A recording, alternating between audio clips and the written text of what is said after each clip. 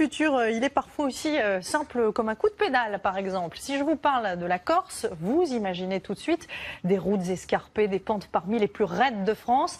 Eh bien, je vous propose de les conquérir à vélo. Un vélo, rassurez-vous, électrique, nouvel atout de l'île de Beauté. Élise Breteau et Philippe Pelletier.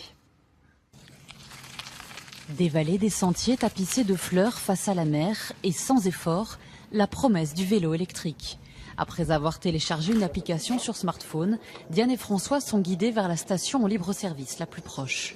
On prend pas la voiture, on gaspille pas d'essence pour rien, on met pas du temps à se garer, on n'a pas les soucis de quelqu'un va casser la vitre et voler nos affaires.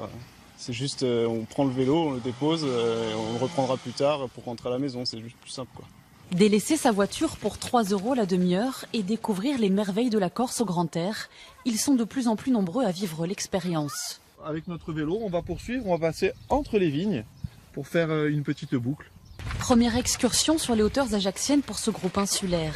Dans les méandres ensoleillés du vignoble, les premiers mètres sont incertains, mais très vite, l'appréhension s'estompe. Première expérience est géniale. Tout le monde peut le faire en fait et on prend vraiment du plaisir en fait. Voilà, on n'a pas de stress, pas c'est pas dur, donc on peut à tout âge. Non, vraiment très bien. Et l'avantage du vélo électrique, c'est que ça gomme le relief, ça l'efface. Donc ça lisse tout et du coup, ça devient un sport qui devient accessible, alors que pour beaucoup de personnes, c'est pas accessible. Dès cet été, une quinzaine de stations de recharge sera installées du nord au sud de l'île. L'occasion pour les amateurs de sensations fortes de tutoyer les sommets et d'en découdre dans des décors grandioses. Alors l'idée, c'était de créer un équivalent du GR20, mais pour le vélo. De faire découvrir des routes un peu plus sauvages que les routes touristiques habituelles et toutes les richesses en fait de cette Corse secrète que les touristes n'ont pas l'habitude de découvrir.